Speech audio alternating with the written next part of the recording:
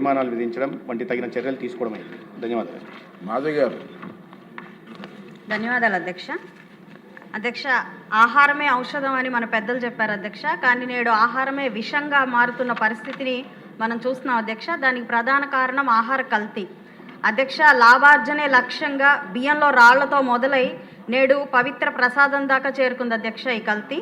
అధ్యక్ష, జీర్ణ వ్యవస్థ, నాడీ వ్యవస్థ కుప్పకూడడమే కాక క్యాన్సర్ మహమ్మారి గుప్పెట్లోకి తీసుకువెళ్ళి ప్రాణాలను కబలిస్తుంది అధ్యక్ష ఈ కల్తీ.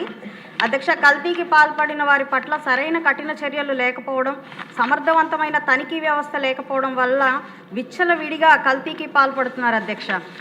అధ్యక్ష, 2014-19లో ఫుడ్ సేఫ్టీ ఇండెక్స్ ప్రకారం విభజిత ఆంధ్రప్రదేశ్ 100 పాయింట్లకు 47 పాయింట్లతో 10వ స్థానంలో ఉన్న పరిస్థితి అధ్యక్ష.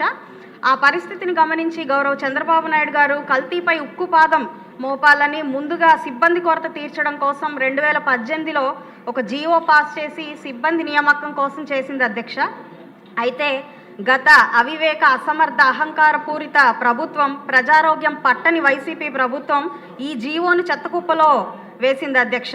తత్కారణంగా 2023 నాటికి ఈ ఫుడ్ సేఫ్టీ ఇండెక్స్ నివేదిక ప్రకారం ఆంధ్రప్రదేశ్ చిట్ట చివరి స్థానానికి చేరుకొని, అంటే 100కి 22 పాయింట్లతో 28వ స్థానానికి పడిపోయింది అధ్యక్ష.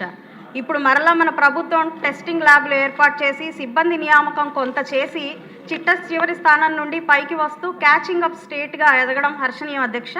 అయినప్పటికీ జనాభా నిష్పత్తి ప్రకారం సిబ్బంది లేని పరిస్థితి కనపడుతుంది అధ్యక్ష. తనిఖీ వ్యవస్థ కూడా పటిష్టం చేయాల్సిన అవసరం ఇంకా ఉంది అధ్యక్ష. విచ్చలవిడి ఆహార విక్రయ కేంద్రాలు మీద దృష్టి సారించాల్సిన అవసరం ఉంది అధ్యక్ష. నియంత్రణ లేక వీధికి 10 హోటల్స్, చిరుతిళ్ళ బండ్లు వెలుస్తున్నాయి అధ్యక్ష. FSSAI అగ్మార్కులు ఉన్న సరుకులపై కొంత ప్రజలకు అవగాహన ఉన్నప్పటికీ హోటల్లో తమ ప్లేట్లలో వడ్డించబడే ఈ ఆహారం కంటికింపుగా, ముక్కుకు హాయిగా, పంటికి కమ్మగా ఉంటే చాలు అనుకునే ఆలోచన మారాలి అధ్యక్ష. ఇందుకు అనేక అవగాహన కార్యక్రమాలు చేపట్టాలి అధ్యక్ష. ఇది ఎన్నో సమస్యల్లో ఒక సాధారణ సమస్యగా కాకుండా దీనిని అప్కమింగ్ డిజాస్టర్